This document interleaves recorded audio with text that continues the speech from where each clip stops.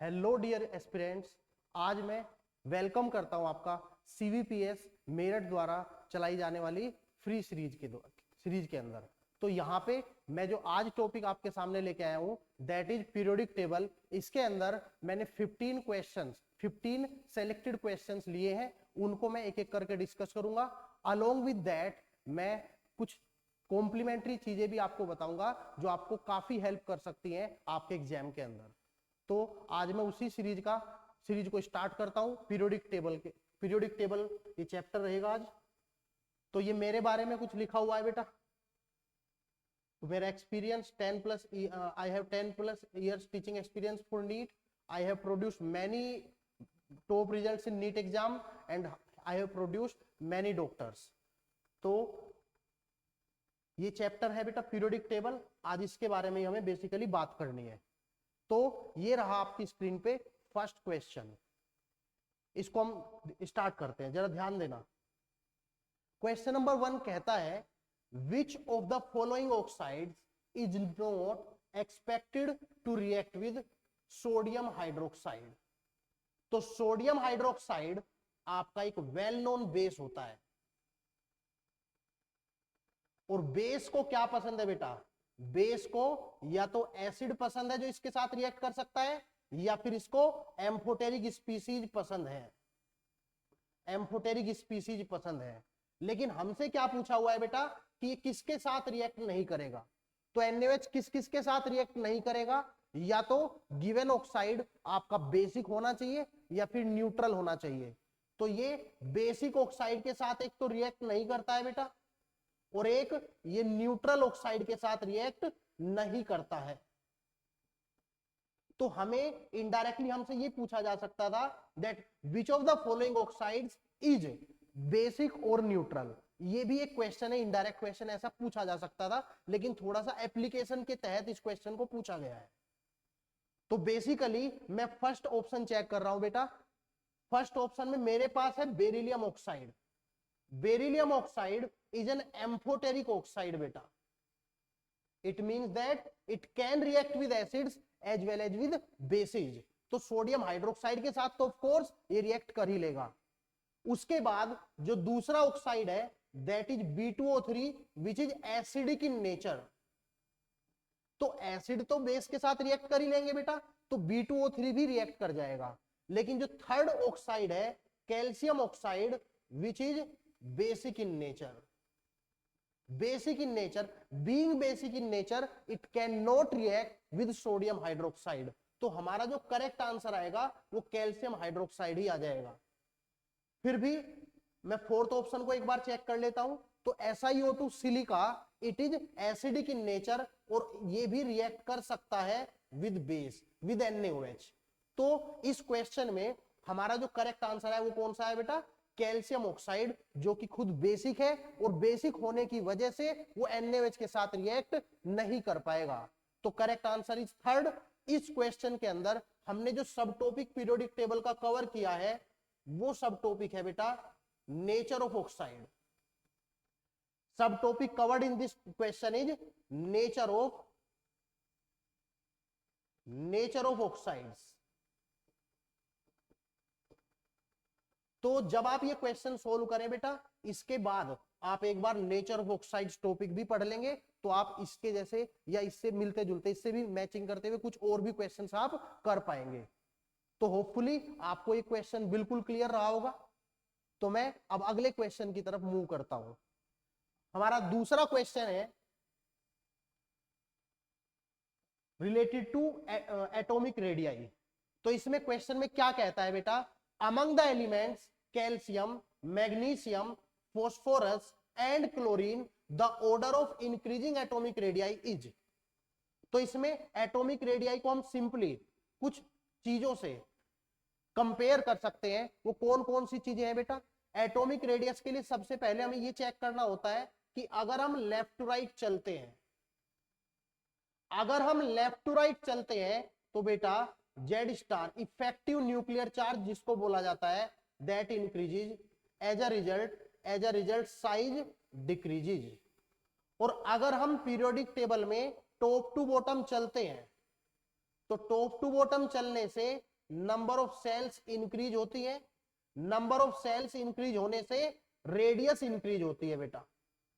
तो ये दो फैक्टर्स हैं जो आपको इस क्वेश्चन को करने में हेल्प कर सकते हैं। तो आ जाओ बेटा, अभी पहले एक और चीज है, आपको पीरियोडिक टेबल में एलिमेंट्स कहां कहां प्लेस्ड होते हैं उनके बारे में बिल्कुल क्लियर आइडिया होना चाहिए बच्चों। तो मैं एक बार इनके प्लेसमेंट को भी लिख देता हूं, पीरियोडिक टेबल में किस तरीके से अरेंज्ड होते हैं। तो देखो बेटा, chlorine, phosphorus and magnesium they belong to third period, while calcium belongs to fourth period. तो मैं इनको प्लेस करता हूं, सबसे पहले आएगा मैग्नीशियम, उसके कुछ देर के बाद आएगा फॉस्फोरस, मैग्नीशियम के बाद एल्यूमिनियम सिलिकॉन आता है, उसके बाद फॉस्फोरस आ जाता है बेटा जी, उसके बाद आता है क्लोरीन। मैग्नीशियम के नीचे टॉप टू बॉटम अगर हम चलते हैं देन कम्स कैल्शियम। तो पहले मैं आपसे बात करता हूं लेफ्ट टू राइट जो एलिमेंट्स प्लेस्ड है उनके बारे में। तो अगर हम लेफ्ट टू राइट चल रहे हैं तो साइज घटना चाहिए, क्योंकि जेड स्टार बढ़ रहा है, तो साइज घटेगा तो ऑर्डर ये आ जाएगा। लेकिन अगर हम मैग्नीशियम और कैल्शियम की बात करते हैं बेटा, तो मैग्नीशियम और कैल्शियम में बात करें तो टॉप टू बॉटम अगर हम चल रहे हैं तो साइज बढ़ना चाहिए, तो मैग्नीशियम से बड़ा हो जाएगा इन साइज कैल्शियम। तो अगर मैं इन चारों एलिमेंट्स को प्लेस करता हूं तो मैं क्या ऑब्जर्व करता हूं बेटा, जो इन चारों एलिमेंट्स में स्मॉलेस्ट एलिमेंट है दैट इज क्लोरीन, और जो लार्जेस्ट एलिमेंट है दैट इज कैल्शियम। तो इन कंडीशंस को केवल एक ही ऑप्शन मैच कर पा रहा है, वो कौन सा है बेटा, कैल्शियम सबसे लार्ज, क्लोरीन सबसे स्मॉल। बाकी तो ट्रेंड है ही, क्लोरीन से बड़ा फॉस्फोरस, उसके बाद मैग्नीशियम, उसके बाद calcium. So for this particular question our correct answer is first. तो इस क्वेश्चन में हमने क्या डील किया है बेटा, जो सब टॉपिक कवर्ड था वो क्या था बेटा, सब टॉपिक कौन से सब टॉपिक का क्वेश्चन था बेटा ये, the sub topic covered in this question is atomic radius. Atomic radius, तो जब आप इस क्वेश्चन को करो उसके बाद एटॉमिक रेडियस को आप एक बार फिर से चेक करो, हालांकि एटॉमिक रेडियस के और भी बहुत सारे ऑर्डर्स आ सकते हैं। तो ये एटॉमिक रेडियस को कंपेयर करने की वन ऑफ द एस्पेक्ट केवल कवर हुई है। एटॉमिक रेडियस में बहुत सारी वेराइटीज है, आपको पता है, तो उनमें से भी कुछ क्वेश्चन आगे चल के हम डिस्कस करेंगे बेटा।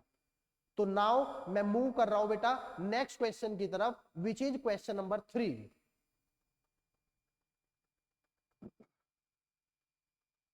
Among the following elements, which of the following will have the most negative electron gain enthalpy and which the least negative? शानदार क्वेश्चन है बेटा, ये क्वेश्चन जबरदस्त है, जबरदस्त। ये क्वेश्चन में जो सब टॉपिक कवर्ड होता है दैट इज इलेक्ट्रॉन एफिनिटी और इलेक्ट्रॉन गेन एंथैल्पी। बड़ा ही इंपॉर्टेंट टॉपिक है बेटा, अक्सर इससे कम सवाल पूछे जाते हैं, लेकिन जब जब पूछे जाते हैं तब तब क्वेश्चन इस पे अच्छे बनते हैं। ध्यान देंगे बेटा। तो यहां पे पूछा गया है बेटा, विच of the following will have most negative electron gain enthalpy and which the least negative electron gain enthalpy. तो मैं थोड़ा बहुत आपको इलेक्ट्रॉन गेन एंथैल्पी के बारे में पहले बता देता हूं बेटा, सुनना ध्यान से। मान लीजिए कोई एलिमेंट आपके पास है E, गैसियस फॉर्म में है, इस पे आपने क्या किया, एक इलेक्ट्रॉन ऐड किया, एज अ रिजल्ट आपको मिला E माइनस गैसियस। ये जो प्रोसेस हमने लिखा है, जब भी कोई एलिमेंट गैसियस फेज में इलेक्ट्रॉन गेन करता है, इन जनरल वो एनर्जी लिबरेट करता है, इन जनरल वो एनर्जी लिबरेट करता है। Suppose in this case the energy liberated is x kilo joule या जूल, जो भी लिखना चाहो आप, एनर्जी सपोज x जूल है। तो ये जो भी एनर्जी लिबरेट होती है बेटा, इसी को हम इलेक्ट्रॉन एफिनिटी कहते हैं एलिमेंट की। तो यहां पे electron affinity of element E is x kilo joule. लेकिन अगर मैं एंथैल्पी की टर्म्स में बात करता हूं तो आपको पता चल रहा होगा this reaction is an exothermic reaction, और for all the exothermic reactions जो डेल्टा एच का साइन होता है वो नेगेटिव रखा जाता है। तो अगर मैं यहाँ पे डेल्टा एच ईजी जिसको हम इलेक्ट्रॉन गेन एंथैल्पी बोलते हैं ऑफ ई की बात करता हूं तो this comes out to be -x kilo joule. यहाँ पे मैं किलो जूल ही लिख देता हूं, ठीक है, ये अर्लियर मैंने जूल लिखा था, कोई बात नहीं, किलो जूल अगर ये था तो ये बात हो जाएगी बेटा। मैं ये बताना चाहता हूं बेटा, इन जनरल अगर कोई भी एलिमेंट इलेक्ट्रॉन एक्सेप्ट करता है तो वो एनर्जी लिबरेट करता ही है। हाउएवर यहाँ पे कुछ दिक्कतें आती है। अगर एलिमेंट ऑलरेडी एक स्टेबल इलेक्ट्रॉनिक कॉन्फ़िगरेशन को होल्ड करता है तो उसमें इलेक्ट्रॉन का एडिशन थोड़ा मुश्किल रहता है, थोड़ा डिफिकल्ट रहता है। एज अ रिजल्ट वहां पे एनर्जी लिबरेट नहीं हो पाती, वहां पे एनर्जी लिबरेट नहीं हो पाती, वहां पे एनर्जी आपको देनी पड़ती है। Energy will be consumed in those cases. जैसे नाइट्रोजन का केस होता है बेटा, बहुत वेल नोन है नाइट्रोजन का केस। नाइट्रोजन आपको पता है 2s2 2p3 ऑलरेडी ये हाफ फील्ड इलेक्ट्रॉनिक कॉन्फ़िगरेशन है। अगर ये हाफ फील्ड इलेक्ट्रॉनिक कॉन्फ़िगरेशन है तो ये इलेक्ट्रॉन को एक्सेप्ट जब करेगा तो इजीली नहीं करेगा, आपको उसके लिए एनर्जी देनी पड़ती है। तो जब n से n- बनता है then that process is basically endothermic process. ये बात होपफुली आपको समझ में आ रही होगी बेटा। तो जरा गौर करेंगे, अगर मैं यहाँ पे इलेक्ट्रॉन एफिनिटी की बात करता हूं तो x किलो जूल था, लेकिन इलेक्ट्रॉन गेन एंथैल्पी E था। तो चलो अब हमें पता करना है the most negative electron gain enthalpy किसकी होगी अमंग द गिवन ऑप्शंस। तो मैं जरा बात करता हूं इन जनरल, एक मैं डिस्कशन कर ही लेता हूं आपसे। मैं इन जनरल एक महाऑर्डर की बात किया करता हूं बेटा। उस महाऑर्डर में क्या लिखता हूं बेटा, एक महाऑर्डर की मैं बात कर रहा हूं बेटा इलेक्ट्रॉन एफिनिटी के, महाऑर्डर ऑफ इलेक्ट्रॉन एफिनिटी। उस महाऑर्डर में मैं कुछ चीजें डिस्कस करूंगा आपके सामने, ध्यान देंगे। मैं ही बताता हूं बेटा, in general halogens have very high electron affinities और very highly negative electron gain enthalpies. Reason क्या है हेलोजेंस के बारे में, क्या रीजन है बेटा, हेलोजेंस की जो जेड स्टार होते हैं इफेक्टिव न्यूक्लियर चार्ज उनका काफी ज्यादा होता है बेटा। अलोंग विद दैट इनकी इलेक्ट्रॉनिक कॉन्फ़िगरेशन ns2np5 होती है, which upon gaining one electron becomes ns2np6। तो it is stable noble gas configuration, stable noble gas configuration. तो हेलोजेंस की जो इलेक्ट्रॉन एफिनिटी होती है बेटा it is very high, in fact maximum in the periodic table.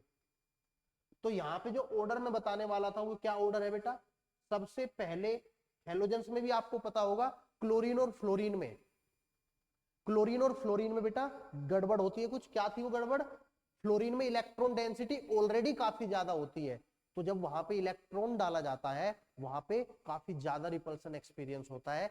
As a result net attraction घट जाता है, as a result electron affinity fluorine की क्लोरीन से कम हो जाती है। तो यहाँ पे जो ऑर्डर आएगा chlorine should be followed by fluorine, then it should be followed by bromine, then iodine, then astatine. After halogens जो आते हैं वो आएंगे बेटा ऑक्सीजन फैमिली के मेंबर्स, क्योंकि जेड इफेक्टिव हेलोजन के बाद उन्हीं का आता है। तो ऑक्सीजन फैमिली में भी लाइकवाइज सल्फर ऑक्सीजन में सल्फर की इलेक्ट्रॉन एफिनिटी क्या आती है, ज्यादा आती है। लेकिन यहाँ पे एक बात और ध्यान रखनी है बेटा आपको, यहाँ पे आपको ध्यान रखना है कि सल्फर के इमीडिएटली बाद ऑक्सीजन नहीं आता है। सल्फर ऑक्सीजन फैमिली में oxygen will have the least electron affinity और the least negative electron gain enthalpy. Then this order कैसे चलेगा बेटा ये order, then this order become sulphur selenium tellurium polonium and then oxygen. बताओ ये बातें आपको समझ में आ रही है क्या। उसके बाद आते हैं दो और एलिमेंट, मैं एक महाऑर्डर लिख रहा हूं जो पेपर के लिए इंपॉर्टेंट है। मैंने ऑब्जर्व किया है प्रीवियस ईयर क्वेश्चन के आधार पे कि इनमें से जनरली कुछ ना कुछ आ रहे होते हैं एलिमेंट्स। उसके बाद आता है silicon and then carbon, silicon and then carbon. Actual में कलेक्टिवली अगर देखा जाए इनकी जो इलेक्ट्रॉन एफिनिटी होती है वो फॉस्फोरस और नाइट्रोजन से ज्यादा होती है। फॉस्फोरस और नाइट्रोजन में नाइट्रोजन तो इंटरेस्टिंग है, नाइट्रोजन के लिए तो डेल्टा एच ईजी जो है ना बेटा वो नेगेटिव होता ही नहीं, वो तो पॉजिटिव हो जाता है। क्लियर है? अगर मैं फोस्फोरस और इन सब एलिमेंट को कंपेयर करता हूं, सिलिकॉन कार्बन को, तो मैं क्या लॉजिक बताऊंगा बेटा यहाँ पे कि यहाँ पे जो सिलिकॉन और कार्बन है इनकी कॉन्फ़िगरेशन होती है NH2 NP2 and upon gaining 1 electron they become NH2 NP3। तो NH2 NP3 is relatively very stable electronic configuration. तो इनको अचीव करने के लिए जो एलिमेंट्स हैं इलेक्ट्रॉन गेन करने के बाद काफी ज्यादा एनर्जी लिबरेट करते हैं। तो दिस इज द ऑर्डर। तो यहाँ पे हेलोजेंस में मैंने आपको पहले बता दिया, फ्लोरीन और क्लोरीन में क्या बताया था बेटा, फ्लोरीन में रिपल्सन ज्यादा होगा। वैलेंस इलेक्ट्रॉन कितने हैं, 7 वैलेंस इलेक्ट्रॉन, लेकिन सेल यहाँ पे 2 ही है। In the same way oxygen और सल्फर में यहाँ पे 6 वैलेंस इलेक्ट्रॉन्स हैं और 2 सेल के अंदर ही सेकंड सेल के अंदर ही प्रेजेंट है। In the same way carbon और सिलिकॉन में भी बेटा, कार्बन में 4 वैलेंस इलेक्ट्रॉन्स हैं और सेल सेकंड है। तो यहां सभी जगह बेटा क्या होता है, रिपल्सन बहुत ज्यादा होता है। As a result net attraction घट जाता है और नेट अट्रैक्शन घट जाने की वजह से in the given period in general second period elements की electron affinity third period elements की कंपैरिजन में कम रह जाती है। तो ये हमने डिस्कशन किया बेटा। तो अगर मैं पिछले क्वेश्चन पे चलता हूं, अब पिछले क्वेश्चन पे अगर चलता हूं तो पूछा गया most negative electron gain enthalpy किसकी हो जाएगी, तो किसकी हो जाएगी बेटा, इलेक्ट्रॉन एफिनिटी का ऑर्डर बता दो आप पहले मुझे। सबसे ज्यादा क्लोरीन फॉलोड बाय फ्लोरीन, उसके बाद सल्फर एंड देन फोस्फोरस, ये ऑर्डर आ जाएगा इलेक्ट्रॉन एफिनिटी का। तो आप मुझे बताएंगे जरा, जो क्लोरीन है in this case, chlorine will have most negative electron gain enthalpy, while the phosphorus will have least negative electron gain enthalpy. Hopefully ये क्वेश्चन भी आपको समझ में आया होगा। और अलोंग विद दिस क्वेश्चन आप और भी बहुत सारे क्वेश्चन अब कर सकते हो यूजिंग दैट महाउडर। हालांकि फिर भी कुछ चीजें बेटा मैं टाइम बैरियर कह सकते हो आप, मैंने पूरा इलेक्ट्रॉन एफिनिटी आपको नहीं पढ़ाया है, कुछ चीजें अभी भी मिसिंग है एक्चुअल में, ठीक है ना। वो आप अकॉर्डिंगली अपने जो भी आपके क्लास नोट्स होंगे उनको एक बार गो थ्रू करेंगे तो आपको सारी चीजें होपफुली क्लियर हो जाएंगे। तो उसके बाद हम अगले क्वेश्चन की तरफ चलते हैं which is related with order of IP1। IP1 मतलब क्या होता है बेटा, आयोनाइजेशन पोटेंशियल या फिर आयोनाइजेशन एनर्जी, आयोनाइजेशन पोटेंशियल या फिर आयोनाइजेशन एनर्जी। तो ये जो सब टॉपिक है यहाँ पे कौन सा है, सब टॉपिक कवर्ड, सब टॉपिक यहाँ पे आयोनाइजेशन एनर्जी या फिर आयोनाइजेशन पोटेंशियल इस नाम से पढ़ा जाता है। तो इसमें कंपैरिजन के लिए मैं कुछ बातें बताऊंगा आपको। जैसे ध्यान देना, अगर आप लेफ्ट टू राइट चलते हैं तो जेड स्टार बढ़ता है, जेड स्टार बढ़ता है, साइज घटता है। As a result ionisation energy in general बढ़ रही होती है। अगर टॉप टू बॉटम चलते हैं तो नंबर ऑफ सेल बढ़ती है, साइज बढ़ता है, लेकिन आयोनाइजेशन एनर्जी इन जनरल घटती है। अक्सर तो ऐसा ऑब्जर्व होता है, बट कुछ जगह ऐसा जरूरी नहीं है कि ये ऑब्जर्व हो रहा हो, कुछ जगह ऐसा भी हो सकता है जैसे कि ये ऑर्डर फॉलो ना हो, वहां पे स्टेबिलिटी वाला फैक्टर आ सकता है। तो कुछ और बातें यहां पे बतानी है बेटा। टिल फोर्थ पीरियड ऐसा ऑब्जर्व होता है that ionisation energy of NH2 configuration is greater than that of NH2NP1। Ionisation energy of NH2NP1 और इसके अलावा ionisation energy of NP3 is greater than that of NP4। तो ये दो बातें जो है ना बेटा, ये दो बातें आपको याद रखनी है किसके लिए, till fourth period ionisation energy के ऑर्डर के लिए। ये याद रखोगे तो उसकी है ये जो चीजें हैं, एक चीज, दो चीज और ये तीसरी चीज, इन तीनों को अगर आप यूज करोगे तो ये क्वेश्चन बहुत अच्छे से कवर कर पाओगे बेटा। समझ पा रहे हो आप ये बात? तो मैं पहले एक जनरल सा क्वेश्चन यहाँ पे देखता हूं। अगर मैं बात करता हूं सोडियम और एल्यूमिनियम, तो सोडियम और एल्यूमिनियम में क्या हुआ है, देखो ध्यान से, सोडियम और एल्यूमिनियम में क्या हुआ है बताओ। इन दोनों में आप कॉन्फ़िगरेशन एक बार लिखो, इट इज 3s1 और ये होता है 3s2 3p1। तो बेटा यहाँ पे तो इन जनरल कोई भी इलेक्ट्रॉनिक कॉन्फ़िगरेशन ऐसा इतनी स्टेबल नहीं है जो इस ट्रेंड को फॉलो कर पाए। तो हम तो बिल्कुल सिंपल ये देख सकते हैं कि लेफ्ट टू राइट चल रहे हैं, आयोनाइजेशन एनर्जी बढ़ जाएगी। आपको रीजन ऑलरेडी मेंशन कर दिए गए हैं। तो सोडियम से ज्यादा आयोनाइजेशन एनर्जी एल्यूमिनियम की होगी, लेकिन हमसे पूछा था यहाँ पे करेक्ट ऑर्डर, तो करेक्ट ऑर्डर में सोडियम ग्रेटर देन एल्यूमिनियम तो नहीं हो सकता, वाहियात है तो वाहियात। अगर मैं सेकंड ऑर्डर की बात करता हूं बेटा, तो it is magnesium versus aluminium. तो मैग्नीशियम में क्या होता है बेटा, इसकी जो इलेक्ट्रॉनिक कॉन्फ़िगरेशन है इट इज 3s2, और जो एल्यूमिनियम है इसकी electronic configuration is 3s2 3p1, और ये थर्ड पीरियड से ही बिलोंग कर रहा है। तो बेटा ये वाला पैटर्न यहाँ पे फॉलो हो जाएगा। तो मतलब यहाँ पे जो स्टेबिलिटी है, स्टेबिलिटी भी एक रीजन होता है, वो जेड स्टार को ओवरकम कर रही है। अपार्ट फ्रॉम स्टेबिलिटी यहाँ पे पेनिट्रेशन पावर ऑफ एस भी बताई जा सकती है। पेनिट्रेशन पावर, यहाँ पे दो बातें हैं, मोर स्टेबल इलेक्ट्रॉनिक कॉन्फ़िगरेशन बेटा, more stable electronic configuration and more penetration power of, more penetration power of s orbitals than p orbitals। तो s ऑर्बिटल्स की पेनिट्रेशन पावर ज्यादा होती है p ऑर्बिटल्स की कंपैरिजन में।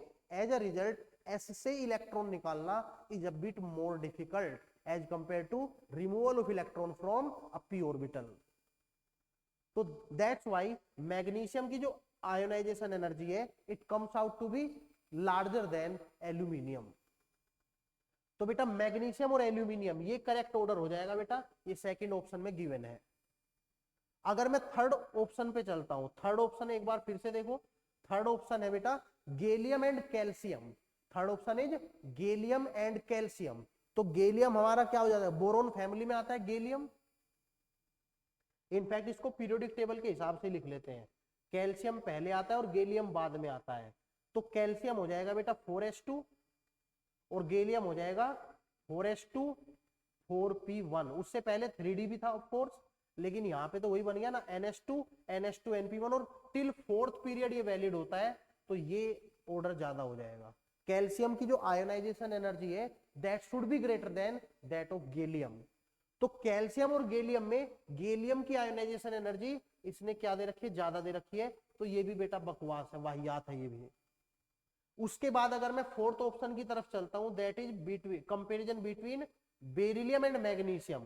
तो ये होता है बेटा 2s2 और ये होता है 3s2, सेम सेम साइज यहाँ पे बड़ा है बेटा, तो आयोनाइजेशन एनर्जी साइज बढ़ जाएगा बेटा, तो आयोनाइजेशन एनर्जी घट जाएगी।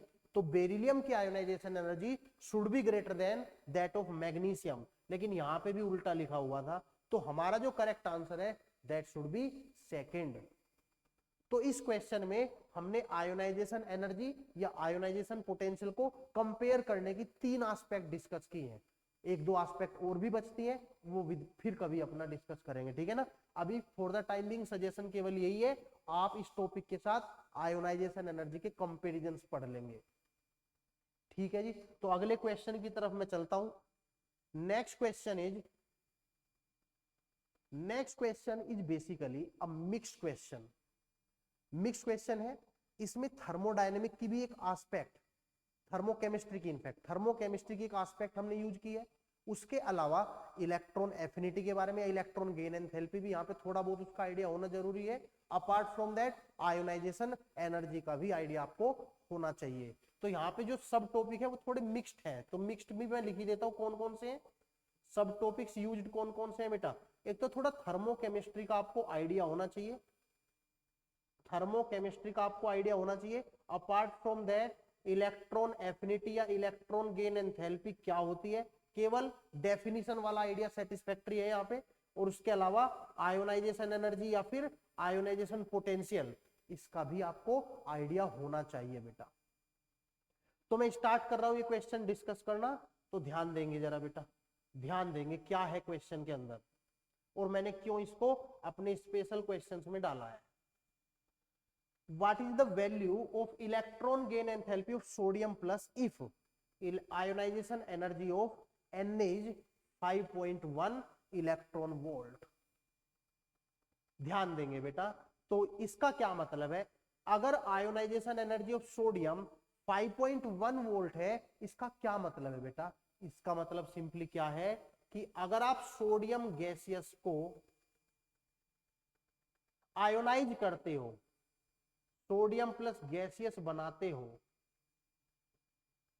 और एक इलेक्ट्रॉन, कौन सा electron, the most loosely bound valence electron यहां से निकालते हो, तो इसके दौरान जो भी आपको एनर्जी रिक्वायर्ड होती है या इस रिएक्शन की जो एंथैल्पी चेंज है, उसको जो भी आप बोलते हैं, इसको डेल्टा एच आई ई बोल सकता हूं मैं, वो वैल्यू है प्लस 5.1 इलेक्ट्रॉन वोल्ट।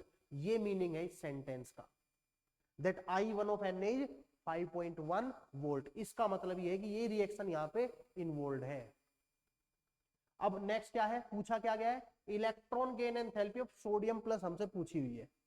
मतलब क्या है इसका कि सोडियम प्लस गैसियस फॉर्म में अगर एक इलेक्ट्रॉन गेन करे तो हमें मिलेगा सोडियम गैसियस। तो इस दौरान जो एनर्जी लिबरेटेड होगी that may be regarded as electron gain enthalpy of Na plus gaseous. Clear है, इसकी क्या वैल्यू होगी हमें पता करना है। बहुत बढ़िया। अच्छा, मैं एक छोटी सी बात मैं थर्मोकेमिस्ट्री की आपसे करना चाहूंगा। आपने खूब पढ़ा होगा, अगर ए किसी गिवन स्टेट में, सपोज गैसियस में ही है चलो, और बी भी गैसियस में है, अगर इसकी एंथैल्पी डेल्टा H1 को मैं x बोल देता हूं, तो आपको शायद ये पता होगा कि बी गैसियस से अगर ए गैसियस आपको जाना हुआ तो इस दौरान जो हीट चेंज है या एंथैल्पी ऑफ दिस रिएक्शन है, इट शुड बी -x। तो क्या होती है वो प्रॉपर्टी, उस प्रॉपर्टी को मैं एक बार सेंटेंस की फॉर्म में आपके सामने बता रहा हूं।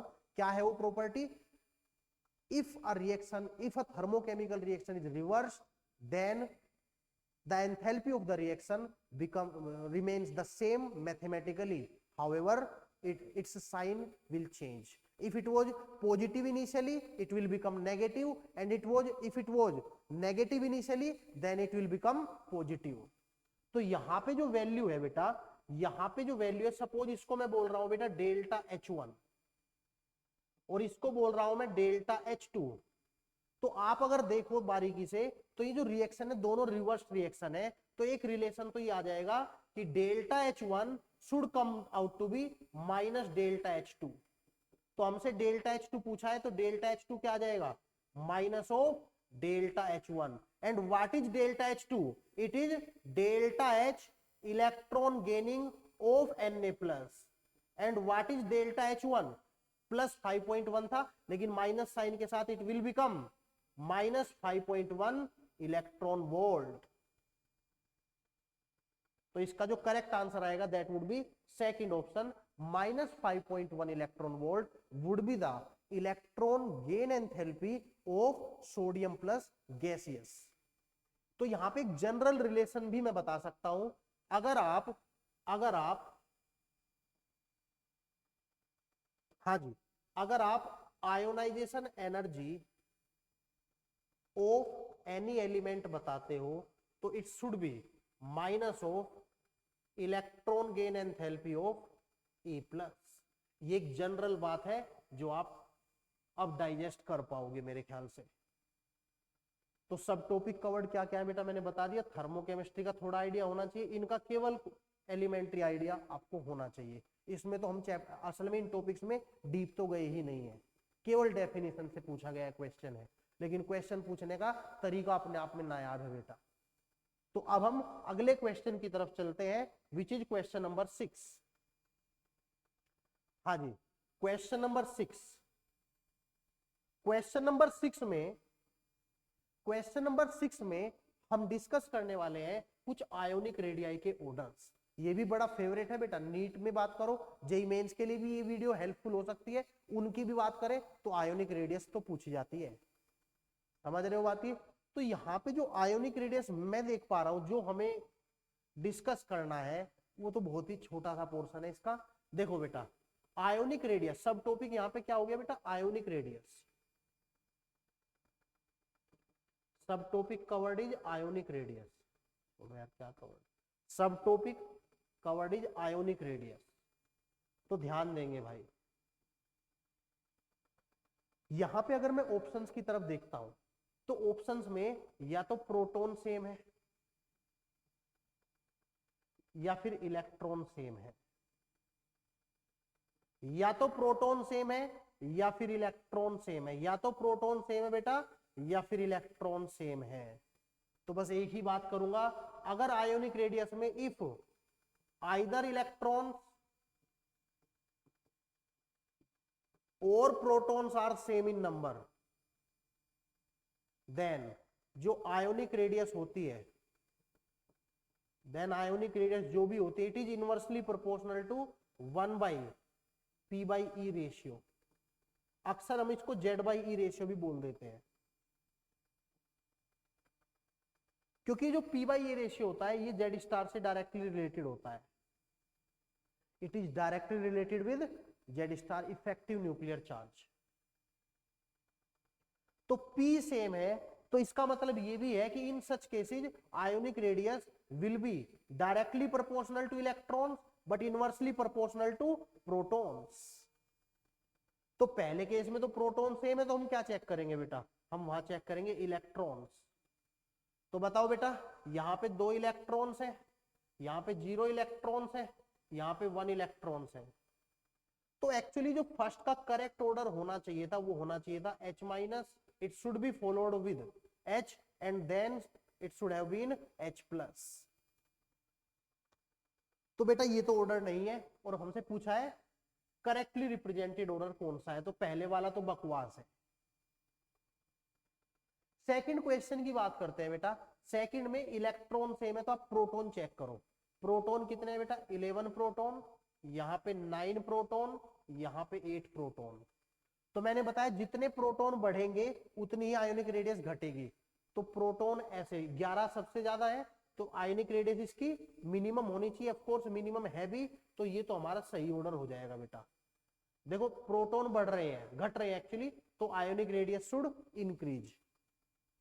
उसके बाद थर्ड ऑप्शन में देख लो बेटा, थर्ड ऑप्शन अगर सेकंड सही है तो थर्ड तो सही नहीं हो सकता बेटा। उसमें क्या किया बेटा, इन दो ऑप्शन को स्वैप कर दिया, इन दो आयंस को स्वैप कर दिया, तो वो तो सही नहीं होगा।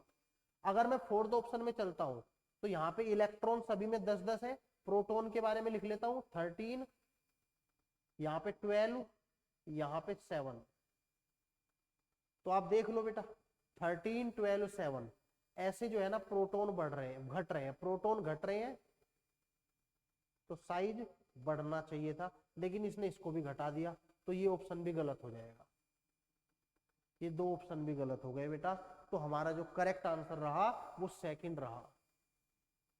तो मैंने यहाँ पे आयोनिक रेडियस की one of the important aspect को डिस्कस किया है कि या तो इलेक्ट्रॉन सेम होने चाहिए या फिर प्रोटॉन सेम होने चाहिए। इन दो केसेस हम Z/E रेशियो या फिर P/E रेशियो के inversely proportional at ionic radius को मान लेते हैं। होपफुली ये क्वेश्चन भी आपको क्लियर रहा होगा। नेक्स्ट क्वेश्चन की तरफ हम चलते हैं। Correct order of atomic radius actually, तो इसमें ज्यादा कुछ तो है नहीं है सच, एटॉमिक रेडियस का सवाल है। फिर से भी इसमें हम जो एस्पेक्ट है थोड़ी और डिटेल में बात कर सकते हैं, एक दो जगह मैं देख पा रहा हूं। इसमें सबसे पहले तो आप ये देखो बेटा कि अगर आप केवल लेफ्ट टू राइट चल रहे हो, लेफ्ट टू राइट आपको दो बातें देखनी होंगी,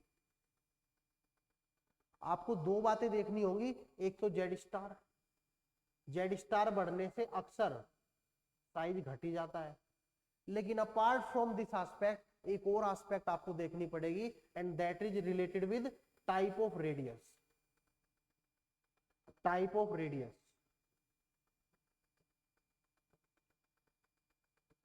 तो टाइप ऑफ रेडियस के रेस्पेक्ट में अगर हम बात करें तो हमारी वांडरवाल रेडियस सबसे बड़ी होती है बेटा, उसके बाद मेटेलिक रेडियस आती है, and then comes covalent radius. तो आपको टाइप ऑफ रेडियस आइडेंटिफाई करना पड़ सकता है।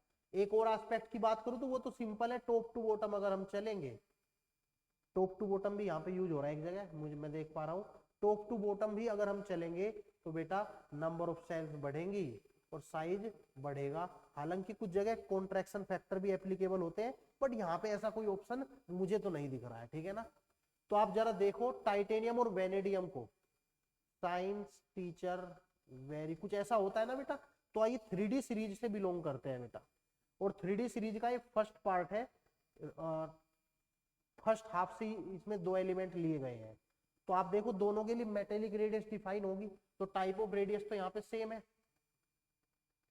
तो left to right in general Z star बढ़ता है, साइज घट जाएगा, तो साइज घट जाएगा तो वेनेडियम का साइज स्मॉल आएगा। तो बेटा करेक्ट ऑर्डर तो ये नहीं हुआ। क्लोरीन और सल्फर की बात कर लेते हैं सेकंड ऑप्शन में। तो सल्फर और क्लोरीन कुछ इस तरीके से अरेंज होते हैं पीरियोडिक टेबल में, मतलब लेफ्ट टू राइट अरेंज होते हैं। तो लेफ्ट टू राइट अगेन दोनों नॉन मेटल्स हैं, तो दोनों के लिए मेनली कोवेलेंट रेडियस ही डिफाइन होगी अनलेस अनटिल मेंशन्ड। कई बार क्लोरीन के लिए वांडरवाल रेडियस भी डिफाइन हो सकती है, बट मेंशन नहीं करेगा तो हम कोवेलेंट इसको मान के चलते हैं। तो जेड स्टार अगर बढ़ रहा है तो साइज घट जाएगा, अगेन साइज घटा दो भाई। तो सल्फर का जो साइज है that should be greater than chlorine, तो ये भी गलत हो गया। जो थर्ड ऑप्शन है बेटा वो क्या है, रुबिडियम एंड सीजियम। तो टॉप टू बॉटम आप एल्कली मेटल लिखो, lithium sodium potassium rubidium caesium, तो ये भी बेकार सा ही है यार। रुबिडियम और सीजियम में सीजियम का जो साइज है that should have been larger. तो अब हमारे पास फोर्थ ऑप्शन बचता है, फोर्थ ऑप्शन। तो यहाँ पे रुबिडियम और सीजियम में क्या नोटिस किया हमने, सीजियम का जो साइज है वो बड़ा होना चाहिए, क्योंकि टॉप टू बॉटम अगर चले, अगर हम टॉप टू बॉटम चले तो नंबर ऑफ सेल बढ़ती है, साइज भी बढ़ेगा। अगर मैं फोर्थ ऑप्शन को एक बार चेक करता हूं, कंफर्म करता हूं, तो ध्यान देना बेरिलियम और नियोन में, बेरिलियम लिथियम बेरिलियम इस तरीके से लास्ट में आता है नियोन। तो बेसिकली अगर आप नोटिस करो जेड स्टार तो लेफ्ट टू राइट बढ़ ही रहा है, तो साइज घटना चाहिए।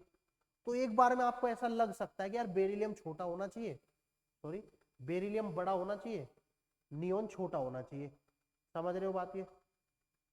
तो उस हिसाब से तो ये भी गलत लग रहा होगा आपको, लेकिन मैं आपको थोड़ा बताना चाहूंगा, मैंने एक दूसरी एस्पेक्ट की बात भी करी है आपसे।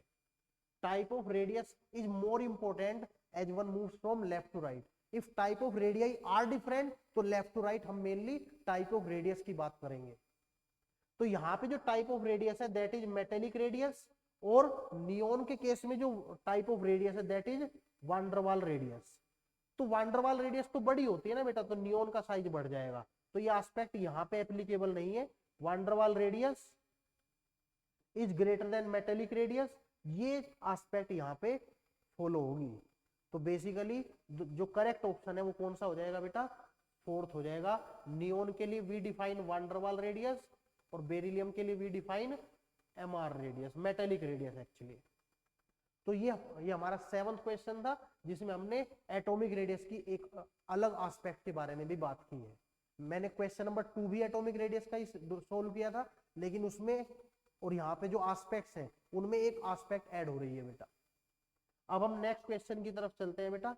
अगला जो क्वेश्चन है हमारा that is related with acidic strength of hydra acid, acidic strength of hydra acid. थोड़ा सा इसको डिटेल में डिस्कस करना चाहूंगा मैं। हाँ जी बेटा, इनऑर्गेनिक केमिस्ट्री के अंदर अगर हम बात करें तो जो एसिड्स होते हैं, जो एसिड्स होते हैं उनको हम दो भागों में क्लासिफाई कर सकते हैं बेटा। कौन कौन से बेटा, एक तो ऑक्सी एसिड्स, एक तो ऑक्सी एसिड्स या फिर हाइड्रा एसिड।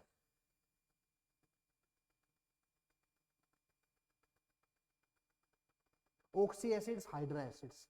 थोड़ा और भी बात कर लेता हूँ यार मैं यहाँ पे ना।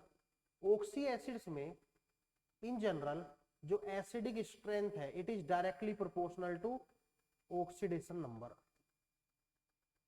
and if oxidation number is same, if oxidation number is same, then जो एसिडिक स्ट्रेंथ है it is directly proportional to non metallic nature या नॉन मेटेलिक कैरेक्टर। किसका? Non metallic character of the की एलिमेंट, की atom. की atom कौन सा होगा सर? ये की एटम होगा जो ऑक्सीजन और हाइड्रोजन के अलावा एटम है, वो की एटम होगा। हाइड्रा एसिड में क्या बात करते हैं बेटा हम? अगर हम लेफ्ट टू राइट चले तो जो एसिडिक स्ट्रेंथ है it is directly proportional to electronegativity. अगर हम टॉप टू बॉटम चलते हैं तो acidic strength is directly proportional to size. और एक और एस्पेक्ट है, if atoms are same, if atoms are same but hybridizations are different, तो electronegativity is again directly proportional to percentage S character. तो ये बात करते हैं। और अगर यहां पे एटम सेम हो जाए, अगर एटम सेम हो जाए तो एक तो हम लगा सकते हैं वहां पे हाइब्रिडाइजेशन वाला कॉन्सेप्ट, या फिर अगर एटम सेम हो जाए, इफ एटम्स आर सेम, तो वहां पे हम इसको ऑर्गेनिक में इंट्रोड्यूस कर सकते हैं बेटा। तो वहां पे electronic displacement effects are also applicable, are applicable actually. तो ये जो हमने पहले एस्पेक्ट्स कवर किए हैं वो एस्पेक्ट्स है बेटा जहां पे इलेक्ट्रॉनिक डिस्प्लेसमेंट इफेक्ट लगते ही नहीं है। ये बात आपको क्लियर होनी चाहिए, इलेक्ट्रॉनिक डिस्प्लेसमेंट इफेक्ट हर जगह आप नहीं लगा सकते। ठीक है जी, तो हम जरा इनके बारे में बात करते हैं। तो यहां पे आप जरा चेक करना H2S वर्सेस H2SE। अगर मैं बात करता हूं H2S H2SE में, तो H2SE की जो एसिडिक स्ट्रेंथ है वो ज्यादा होनी चाहिए। क्यों ज्यादा होनी चाहिए? आप एक बार इनसे H+ निकाल के तो पूछो इनके हाल क्या क्या है। इससे बनेगा SH-, इससे बनेगा HSE-, तो यहाँ पे जो साइज है यहाँ पे Q- तो सेम ही है, साइज बढ़ रहा है। तो साइज बढ़ने से नेगेटिव चार्ज होल्डिंग कैपेसिटी बढ़ती है, नेगेटिव चार्ज होल्डिंग कैपेसिटी बढ़ती है। As a result stability of negative charge बढ़ती है। Stability of negative charge which is indirectly conjugate acid बढ़ती है, और उसकी वजह से क्या होता है बेटा? एसिडिक स्ट्रेंथ भी बढ़ जाती है। तो ये तो गलत ऑर्डर है बेटा। HiHbr बताओ, HCl भी है यहाँ पे एक्चुअल में, HCl HBr और HI, ये भी टॉप टू बॉटम ही जा रहे हैं बेटा, ये भी टॉप टू बॉटम ही जा रहे हैं बेटा। तो यहाँ पे ध्यान देना, HCl से ज्यादा HBr, HCl से ज्यादा HBr, ये सही है एक्चुअल में, हमें इनकरेक्ट पे टिक करना है। HBr से ज्यादा HI, ये भी सही है, हमें इनकरेक्ट पे टिक करना है। उसके बाद अगर मैं बात करूं, यहां पे मैं इससे आगे भी बढ़ सकता था बेटा, तो H2S H2SE और उसके बाद H2T, तो ये आ जाएगा। तो H2T H2S से बड़ा ही होगा बेटा इन एसिडिक स्ट्रेंथ, ये भी बात सही है। तो एक ही ऑप्शन इनकरेक्ट बचा विच इज ऑप्शन नंबर 1। तो यहाँ पे मैंने आपको कुछ बताया एसिडिक स्ट्रेंथ से रिलेटेड, यहाँ पे तो केवल टॉप टू बॉटम वाली एस्पेक्ट कवर हो रही थी, लेकिन फिर भी मैंने यहाँ पे कुछ और भी एडिशनल चीजें आपको बताई। यहाँ पे बेटा दिमाग मत लगाना ज्यादा, यहाँ पे कभी आपके दिमाग में कुछ चल रहा हो सर फॉस्फोरस के एसिड भी तो होते हैं, हाँ ये बात भी सही है बेटा। तो यहाँ पे एक दिक्कत आती है, H3PO4 से ज्यादा एसिडिक H3PO3 हो जाता है, और उससे ज्यादा एसिडिक H3PO2 हो जाता है। मुझे पता थी ये बात, कभी आप कहोगे सर आपने ये बात क्यों नहीं बताई, इस बात का यहाँ पे ज्यादा रिलीवेंस नहीं था, ऑक्सी एसिड तो मैंने साइड में वैसे ही डिस्कस किए थे अभी, ठीक है। तो हमने यहाँ पे एसिड्स, ऑक्सी एसिड और हाइड्रो एसिड के बारे में बात करी है, तो वो मेरे ख्याल में आपको समझ में आ गई होगी। तो उसके बाद यहाँ पे जो टॉपिक कवर था ये सही था, acidic strength of hydro acid. उसके अलावा ऑक्सी एसिड भी मैंने कुछ हद तक डिस्कस कर लिया इस क्वेश्चन के थ्रू। 9th क्वेश्चन जो हमारा है, it is related with electronic configuration of element. It is related with, जो सब टॉपिक यहाँ पे कवर्ड हो रहा है बेटा, electronic configuration of element.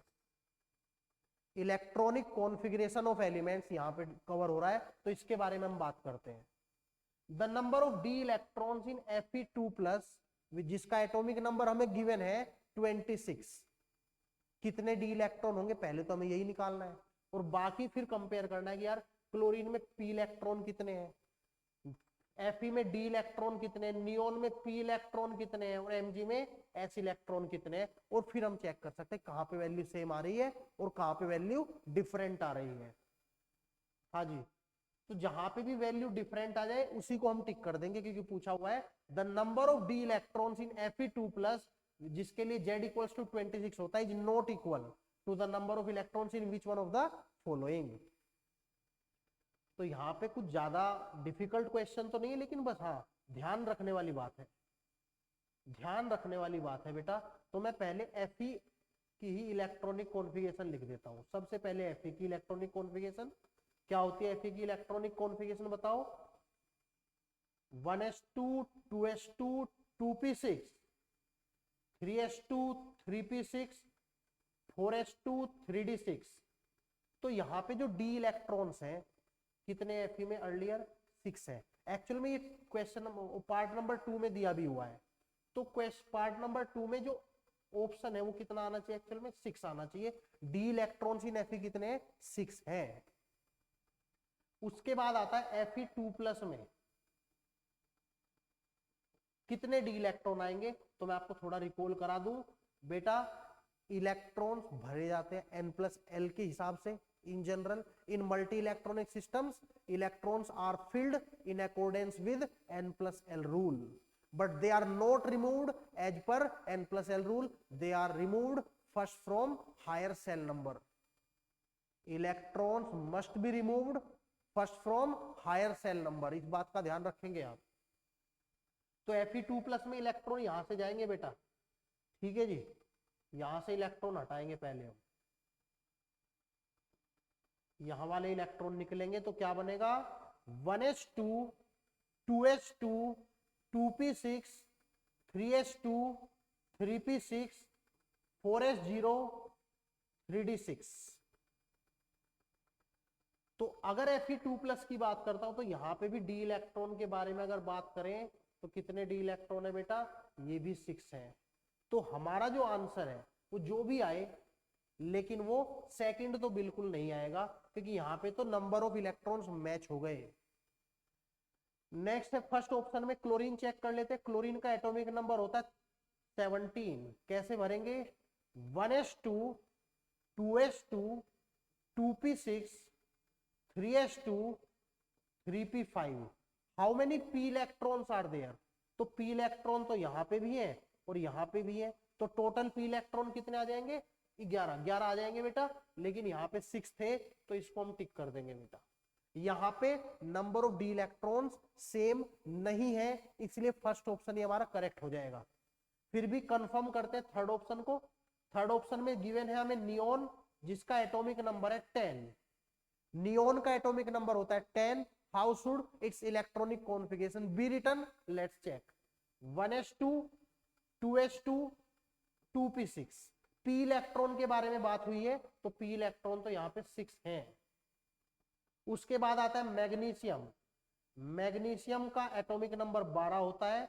1s2 2s2 2p6 3s2 3s2 2s2 1s2। Total s electron कितने हैं बेटा? अगेन 2 + 2 + 2 6। तो जो करेक्ट आंसर है, करेक्ट ऑप्शन कौन सा है बताओ बेटा? Correct option is option number 1। Correct option is option number 1। कुछ सजेशन है यहाँ पे, इलेक्ट्रॉनिक कॉन्फ़िगरेशन का ये क्वेश्चन करने के बाद आपको 100% श्योरिटी नहीं आनी चाहिए कि आपको इलेक्ट्रॉनिक कॉन्फ़िगरेशन आ गया है। अगर आपने क्वेश्चन बिल्कुल सही भी किया है तो मेरा सजेशन है आपके लिए, आप डी और डी जो डी ब्लॉक के एलिमेंट्स होंगे और जो एफ ब्लॉक के एलिमेंट्स होंगे उनकी भी इलेक्ट्रॉनिक कॉन्फ़िगरेशन आप अपने आप से एक बार लिख लो। टोटल वो 68 एलिमेंट्स हैं। समझ पा रहे हो बात ये आप? तो वो 68 एलिमेंट्स को भी आपको बिल्कुल मतलब बिल्कुल अच्छे से उसमें कॉन्फिडेंट होना है उनकी इलेक्ट्रॉनिक कॉन्फ़िगरेशन लिखते हुए। तो यहाँ पे आप एडिशनली क्या कर सकते हो बेटा, एडिशनली क्या तैयार कर सकते हो, यहाँ पे आप electronic configuration of D and F block elements भी तैयार कर सकते हो। हाउएवर हम इसको लेटर ऑन डिस्कस करेंगे, D and F block elements हम बाद में डिस्कस करेंगे तो वहां पे आएगा, लेकिन आप फिलहाल इलेक्ट्रॉनिक कॉन्फ़िगरेशन वाली एस्पेक्ट अगर यहीं पे तैयार कर लोगे तो आपके लिए लास्ट में बेनिफिशियल रहेगा। तो अब हम बात करते हैं नेक्स्ट टॉपिक पे, नेक्स्ट क्वेश्चन की तरफ हम चलते हैं। नेक्स्ट क्वेश्चन, नेक्स्ट क्वेश्चन बहुत ही अच्छा क्वेश्चन है बेटा। ये भी अगेन रिलेटेड है इलेक्ट्रॉन एफिनिटी से। सब टॉपिक यहाँ पे कौन सा डिस्कस हो रहा है बेटा, इलेक्ट्रॉन एफिनिटी। इसमें जब हम एनर्जी इलेक्ट्रॉन डालते हैं तो एनर्जी के क्या क्या एस्पेक्ट पॉसिबल है, एनर्जी लिबरेट हो रही होती है या फिर एनर्जी कंज्यूम हो रही होती है, उससे रिलेटेड ये क्वेश्चन है। अपने आप में बहुत ही अच्छा क्वेश्चन है बेटा, इसको डिस्कस कर लेते हैं। The formation of the oxide ion O2- from oxygen atom requires first N exothermic reaction. ये हमें पता है, ये ऑक्सीजन गैसियस में जब हम एक इलेक्ट्रॉन डालते हैं in order to form O- gaseous, तो ये प्रोसेस एक्सोथर्मिक होता है। ये बात बिल्कुल सही है। लेकिन अगर हम बात करते हैं फर्दर इलेक्ट्रॉन डालने की तो हमें O2- गैसियस मिलेगा। तो यहाँ पे एक नेगेटिव चार्ज में ऑलरेडी जो नेगेटिवली चार्ज्ड स्पीसीज है उसमें आप नेगेटिवली चार्ज्ड इलेक्ट्रॉन डाल रहे हो, तो then this process must be an endothermic one. तो इसने अपने आप दिया हुआ है कि जब O पे एक इलेक्ट्रॉन डाला तो ये बना है बेटा, इसमें जो डेल्टा H है दैट इज -141। मतलब क्या इस बात का कि एक एक्सोथर्मिक रिएक्शन है। लेकिन अगर मैं बात करता हूं O- पे फर्दर इलेक्ट्रॉन डालने की, तो यहाँ पे ये +780 किलो जूल पर मोल है, तो ये एक एंडोथर्मिक स्टेप है। ये बात भी हमें क्लियर थी पहले से। वैल्यू हो ऑफ कोर्स हमें याद नहीं हो सकती, लेकिन हमें चीजें तो क्लियर थी प्लस और माइनस वाली।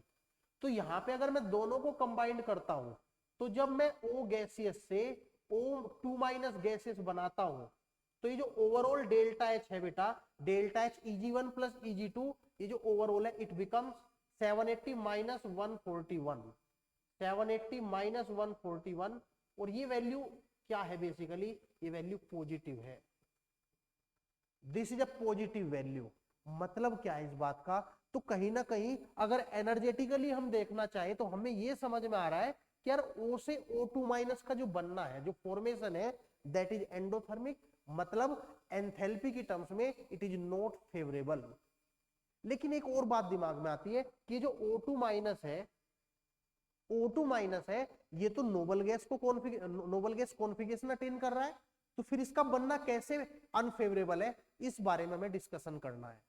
तो मैं एक बार क्वेश्चन पढ़ रहा हूं पूरा, ठीक है। Thus the process of formation of O2- in gas phase is unfavorable even though O2- is isoelectronic with neon. It is due to the fact that, क्या रीजन होगा बताओ आप। जब O से O2- बन रहा है तो ये प्रोसेस एंडोथर्मिक है, मतलब it is not favourable in terms of enthalpy.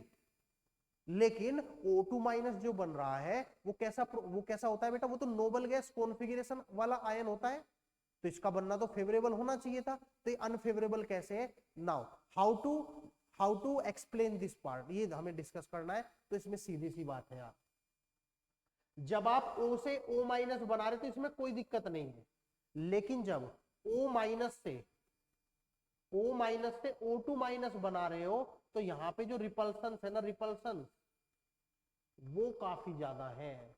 वो इतने ज्यादा है कि उन रिपल्सन को ओवरकम करने के लिए जो एनर्जी रिक्वायर्ड होती है वो आपको ऑक्साइड आयन बनाने के बाद भी नहीं मिल पाती। एज अ रिजल्ट ये फेवरेबल नहीं होगा। तो देखते हैं क्या क्या ऑप्शन है। ऑक्सीजन इज मोर इलेक्ट्रोनेगेटिव है, बकवास बात बेटा। पहली बात तो ये जान लो आप, electronegativity is related with pulling of electrons, pulling of shared pair of electrons. लेकिन यहाँ पे इलेक्ट्रॉन केवल पुल नहीं करना है, केवल खींचना नहीं है, यहाँ पे उसको एक्सेप्ट भी करना है बेटा। तो electron affinity is related two electron accepting actually, और वो भी किसके लिए, आइसोलेटेड गैसेस एटम्स के लिए। तो इलेक्ट्रोनेगेटिविटी का तो कोई रोल नहीं है यहाँ पे। Addition of electron in oxygen results in larger size of the ion. ये क्या बात है यार, ऐसे तो हमेशा ही होगा, तो ऐसे तो कोई भी एनायन बनना नहीं चाहिए भाई। भाई आप एक बात बताओ, जब आप किसी भी एटम में एक इलेक्ट्रॉन डालते हैं तो उसका नेगेटिव चार्ज स्पीसीज बनेगी, और नेगेटिवली चार्ज स्पीसीज न्यूट्रल से हमेशा लार्जर होती है। तो इस लॉजिक से तो कोई एनायन फेवरेबल तरीके से बनना ही नहीं चाहिए। लेकिन मैं आपको बहुत सारे एग्जांपल दे सकता हूं। F से F- फेवरेबल है, Cl से Cl- फेवरेबल है। तो ये क्या बकवास बात है, ये क्या बात बकवास है। ये बात तो अगर देखी जाए, बात तो इसने सही बोली है, लेकिन ये लॉजिक गलत है। यहाँ पे फैक्ट सही है, लॉजिक गलत है। इलेक्ट्रॉन रिपल्सन ओवरवेज या outweighs overcomes the stability gain by achieving noble gas configuration. वाह भाई वाह, मेरे को ये बात बड़ी पसंद आई भाई, मुझे ये बात बहुत ज्यादा पसंद आ रही है कि यस, अगर हम O- ऑलरेडी बना चुके होते हैं तो जब उसमें इलेक्ट्रॉन डालते हैं तो O2- का फॉर्मेशन होगा। उस दौरान काफी ज्यादा रिपल्सन्स एक्सपीरियंस करने होते हैं, और वो जो रिपल्सन्स है वो ओवरकम कर जाते हैं या फिर वो आउटवे कर जाते हैं किसको, जो स्टेबिलिटी गेन होने वाली है after the achievement of noble gas configuration. तो ये थर्ड ऑप्शन मुझे बड़ा प्यारा लगा, मैंने इस पे टिक कर दिया। उसके बाद fourth, O2- ion has comparatively smaller size than oxygen atom. ये तो बात ही गलत है बेटा, बात गलत है तो लॉजिक कैसे सही होगा यार। बात समझ में आई आपको। तो for the 10th question, question number 10, our correct option will be third option. Hopefully आपको ये एस्पेक्ट भी समझ में आई होगी। तो हमने यहाँ पे काफी कुछ डिस्कस कर लिया है।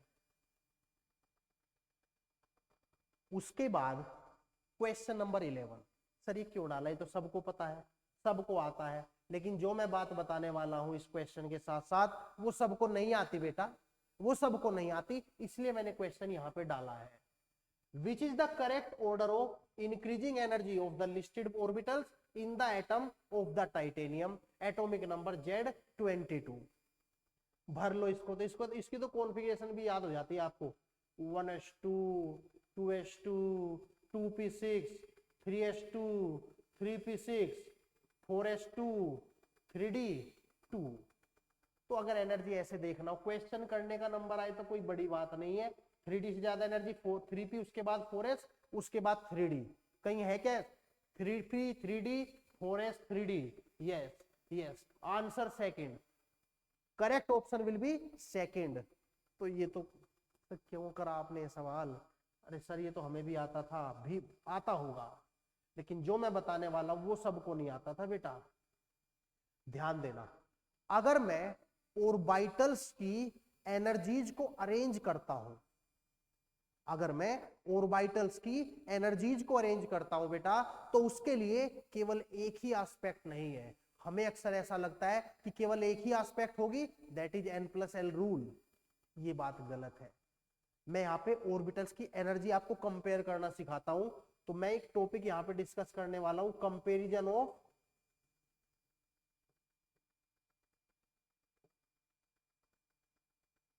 energies of various orbitals,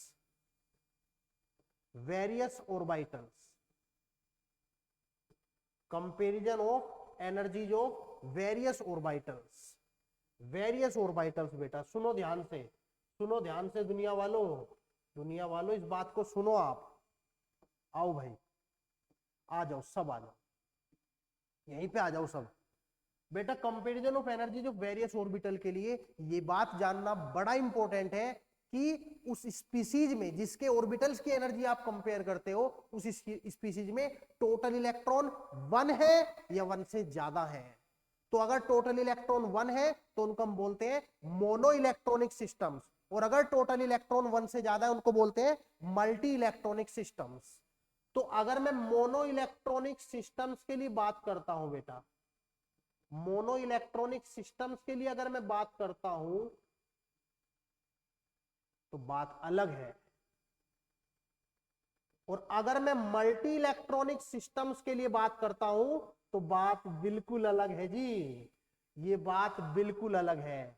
mono electronic systems में एनर्जी ऑफ ऑर्बिटल्स कंपेयर करना बहुत ही सीधा है, बहुत ही सरल है। Energy is only dependent on value of N, value of principal quantum number. What does that mean? What does that mean बेटा कि अगर एन ज्यादा एनर्जी ज्यादा, अगर एन कम एनर्जी कम, लेकिन अगर एन सेम तो एनर्जी भी हो जाएगी सेम, एनर्जी भी हो जाएगी सेम। तो अगर मैं यही ऑर्डर्स मोनो इलेक्ट्रॉनिक सिस्टम के लिए लिखाता तो ऑर्डर कुछ अलग आता बेटा। ऑर्डर क्या आता? 3s के बराबर एनर्जी 3p की, उसके बराबर एनर्जी 3d की, उससे ज्यादा एनर्जी 4s की। अगर n सेम है तो एनर्जी सेम है, अगर n ज्यादा है एनर्जी ज्यादा है। अगर मैं हाइड्रोजन एटम के लिए बात करता तो इसका ऑर्डर ये आता, अगर मैं हीलियम प्लस के लिए बात करता तो भी ऑर्डर ये आता, लेकिन यहां पे इसने बात की है टाइटेनियम की, टाइटेनियम के बारे में बात कर रहा है। तो एक मल्टी इलेक्ट्रॉनिक सिस्टम्स है, तो यहां पे हमें n के साथ साथ n से भी ज्यादा इंपॉर्टेंट यहां पे हो जाता है n plus L, n plus L. तो n प्लस एल के बारे में यहां पे बात करनी पड़ेगी हमें। तो energy is directly proportional to n plus L बेटा, पहला एस्पेक्ट तो ये है। इसका मतलब क्या है? अगर n प्लस एल ज्यादा तो एनर्जी ज्यादा बेटा, अगर n प्लस एल कम तो एनर्जी कम, लेकिन अगर n प्लस एल सेम हो जाए तो एनर्जी सेम नहीं होगी बेटा, तब energy will be directly proportional to n value, then energy will be directly proportional to n value. जरा इस बार अब समझते अच्छे से क्वेश्चन को। तो मेरा क्वेश्चन था 3s 3p 3d और 4s, इनकी मुझे एनर्जी कंपेयर करनी थी टाइटेनियम के लिए। तो टाइटेनियम एक मल्टी इलेक्ट्रॉनिक सिस्टम है बेटा, titanium is a multi electronic system. तो यहां पे मैं n की वैल्यू लिख रहा हूं 3, l की वैल्यू 0, तो n प्लस एल की वैल्यू लिख देता हूं सबसे पहले। तो मैं n प्लस एल की वैल्यू कितनी आ जाएगी बेटा? यहाँ पे 3 आ जाएगी। यहाँ पे p के लिए l की वैल्यू कितनी होती है? 1, d के लिए 2 और s के लिए l की वैल्यू हो जाती है 0। तो n प्लस एल की वैल्यू लिख देता हूं मैं 3 प्लस 1 4, 3 प्लस 2 5, 4 प्लस 0 4। अगर n प्लस एल कम है तो एनर्जी का क्या ऑर्डर आना चाहिए बेटा? 3s की एनर्जी सबसे कम, उसके बाद 3p और 4s, इनकी हमें कंपेयर करनी है, उसके बाद 3d। इनकी अभी क्यों कंपेयर करनी है? क्योंकि बेटा इनके लिए n प्लस एल की वैल्यू सेम थी, तो हमें इनका बेसिस क्या रखना पड़ेगा? n रखना पड़ेगा। तो अब ऐसे हो जाएगा, ये बात समझ में आ गई होगी आपको। अगर n प्लस एल सेम होता है तो n की वैल्यू जिसकी ज्यादा होती है उसके लिए एनर्जी ज्यादा होती है बेटा।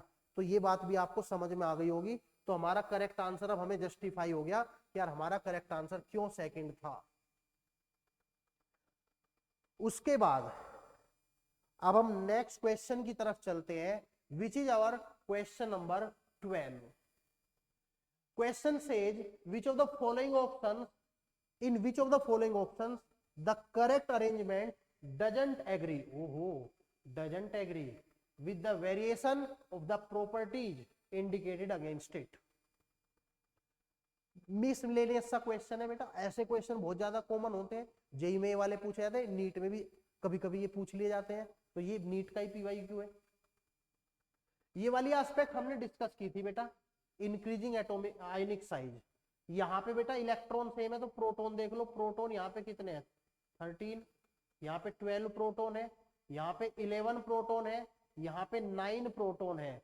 तो अगर प्रोटॉन का नंबर बढ़ता है, प्रोटॉन का नंबर घटता है तो साइज बढ़ता है, तो ये बात तो सही है। लेकिन हमसे पूछा डज नॉट एग्री, तो ये स्टेटमेंट फॉल्स है, तो इस पे हम टिक नहीं करेंगे बेटा। एक मिनट, ये ऑप्शन हमारा ट्रू है, ट्रू। हम इस पे टिक इसलिए नहीं करेंगे क्योंकि ऑप्शन ट्रू है। हमें कौन सा ऑप्शन बताना है बेटा, जो ऑप्शन गलत होगा। उसके बाद boron carbon nitrogen oxygen, boron carbon तो ठीक है बेटा, कंपेयर कर लेते हैं चलो। बोरोन कार्बन नाइट्रोजन ऑक्सीजन, आ जाओ बेटा। तो ये होता है 2s2 2p1, it is 2s2 2p2, it is 2s2 2p3, it is 2s2 2p4। तो ये इसको ओवरकम करने वाला है बेटा, ये इसको ओवरकम करने वाला है। सो द आयोनाइजेशन एनर्जी का ऑर्डर जो आने वाला है वो क्या है, बोरोन से ज्यादा कार्बन, उसके बाद oxygen, then will come nitrogen. तो ये तो गलत हो गया, ये फॉल्स हो गया बेटा, तो इस पे तो टिक करेंगे बेटा, हम डेफिनेटली टिक करेंगे। Next is increasing electron gain enthalpy. तो ये तो हमें पता ही है यार, क्या ऑर्डर होना चाहिए था हेलोजेंस का, क्लोरीन, फ्लोरीन, ब्रोमीन, आयोडीन। तो ये भी इनकरेक्ट है बेटा। तो ये तो एक मल्टी करेक्ट क्वेश्चन आपने डिस्कस कर लिया बेटा। यहाँ पे एक तरीका हो सकता था, या तो मैं यहाँ पे इंक्रीजिंग इलेक्ट्रोनेगेटिविटी बोल दूं तो ये सही हो जाएगा, मतलब सेकंड सही रह जाएगा, सिंगल करेक्ट बन जाएगा। या फिर इसको ऐसे रहने देता हूं तो मैं इसको मल्टी करेक्टिव फॉर्म में लिख देता हूं, ठीक है, ये भी फॉल्स स्टेटमेंट है।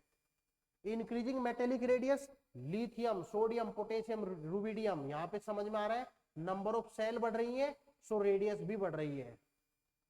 नंबर ऑफ सेल बढ़ रही है, रेडियस भी बढ़ रही है, इसलिए यहाँ पे करेक्ट ऑर्डर आ जाएगा। तो ये ट्रू स्टेटमेंट है।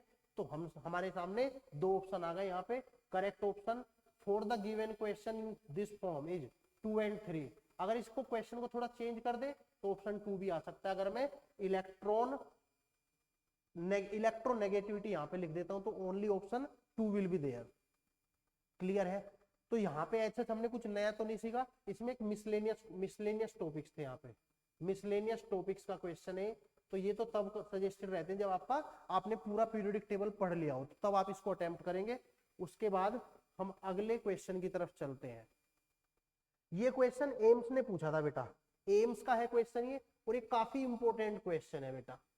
इनफैक्ट जो भी बोरोन फैमिली है ना बेटा, मैं तो ये सजेस्ट करूंगा जो भी बोरोन फैमिली है उसके 4 ऑर्डर्स तो आपको हर हाल में याद होने चाहिए, हर टाइम हो याद होने चाहिए, ठीक है ना। इसमें ऐसा नहीं सर रिवाइज करके बताऊंगा, ऐसा होना नहीं चाहिए कभी भी।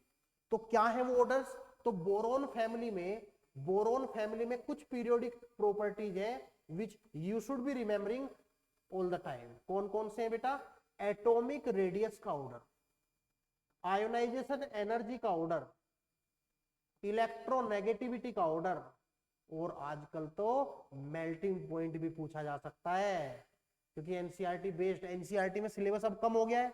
जो भी आपके नीट के लिए सिलेबस है वो केवल ट्रेंड्स रह गए हैं, तो ट्रेंड्स में तो थोड़ा सा और डिटेल में भी बात की जा सकती है। तो the biggest gap in electronegativity of boron family, ऐसा कहां पे ऑब्जर्व होता है, तो ये बिल्कुल अलग है। बोरोन फैमिली को पता नहीं क्या था, बोरोन फैमिली से इमीडिएट पहले डी ब्लॉक आया था एक्चुअली, तो डी ब्लॉक ने बोरोन फैमिली को सिग्निफिकेंटली अफेक्ट किया है। जैसा डी ब्लॉक खुद होता है, इरेगुलरिटीज आती है, ऐसी इरेगुलरिटीज बोरोन फैमिली में भी देखने को मिलती है। तो उन इरेगुलरिटीज में से एक इरेगुलरिटी यहाँ पे पूछी गई है। तो इन जनरल इलेक्ट्रोनेगेटिविटी में ज्यादा डिफरेंसेस नहीं आते, ज्यादा दिक्कतें नहीं आती। सिंपल क्या है, लेफ्ट टू राइट चलेंगे इलेक्ट्रोनेगेटिविटी बढ़ेगी, टॉप टू बॉटम चलेंगे इलेक्ट्रोनेगेटिविटी घटेगी, ये अक्सर ऑब्जर्व हो जाता है, इसमें कोई ज्यादा दिक्कतें नहीं है। फिर भी बोरोन फैमिली की खास बात ये है, इनको तो वहां पे भी दिक्कतें लेनी है जहां पे दिक्कतें नहीं आती, तो ध्यान देंगे। तो electronegativity order of boron family क्या होता है,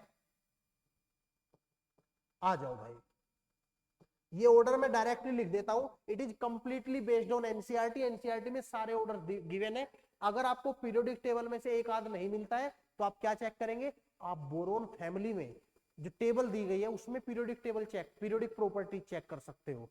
तो ये जो ऑर्डर आता है वो क्या आता है बेटा, बोरोन, एल्यूमिनियम, बोरोन काफी ज्यादा होता है एल्यूमिनियम से, उसके बाद गैलियम में बढ़ने लगा, कॉन्ट्रैक्शन इफेक्ट, इंडियम और थेलियम।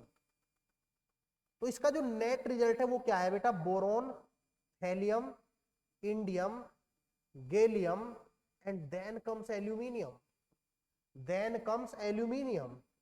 तो बेटा मेरा सवाल क्या है यहाँ पे, कि मेरा पॉइंट यहाँ पे केवल इतना सा है, अगर कोई और ग्रुप होता तो वहां पे जो मैक्सिमम डिफरेंस है, ये लार्जेस्ट गैप है, वो फर्स्ट और लास्ट में ऑब्जर्व होता, लेकिन बोरोन फैमिली में वो लार्जेस्ट गैप कहां पे ऑब्जर्व हो रहा है बेटा, केवल फर्स्ट और सेकंड में ऑब्जर्व हो रहा है। अगर मैं बात करता हेलोजेंस की, तो fluorine, chlorine, bromine, iodine, astatine भी लगाना चाहो लगा लो, तो यहाँ पे जो लार्जेस्ट गैप है वो फर्स्ट और लास्ट में ऑब्जर्व होता, लेकिन यहाँ पे जो लार्जेस्ट डिफरेंस है वो किस में, बोरोन और एल्यूमिनियम में ऑब्जर्व हो रहा है। तो ये हमारा करेक्ट आंसर आएगा बेटा। ये एम्स का PYQ है बेटा।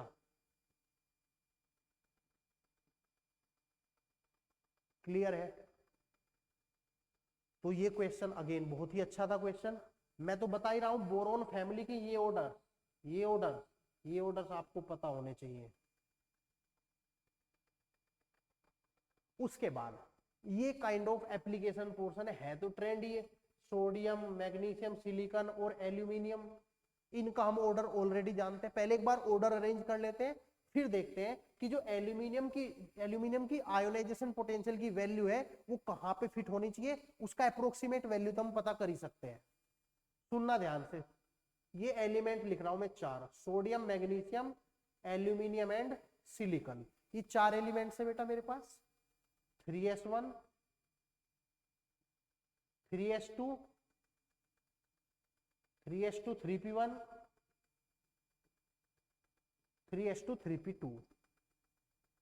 तो यहां पे तो बेटा ज्यादा दिक्कत तो नहीं आएगी, लेफ्ट टू राइट चल रहे हैं, चल रहे हैं, चल रहे हैं, जेड स्टार बढ़ रहा है, साइज घोट रहा है, आयोनाइजेशन एनर्जी बढ़ जाएगी, तो ये तो होता ही है। लेकिन यहाँ पे एक जगह गड़बड़ होगी, आपको पता ही है वो गड़बड़, बता सकते हो मेरे ख्याल में।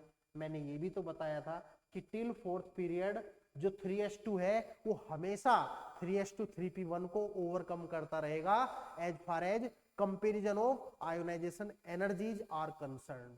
तो यहाँ पे ये ऑर्डर चेंज हो जाएगा, तो फाइनल ऑर्डर क्या बनेगा, Na से ज्यादा aluminium, then comes magnesium and after that silicon.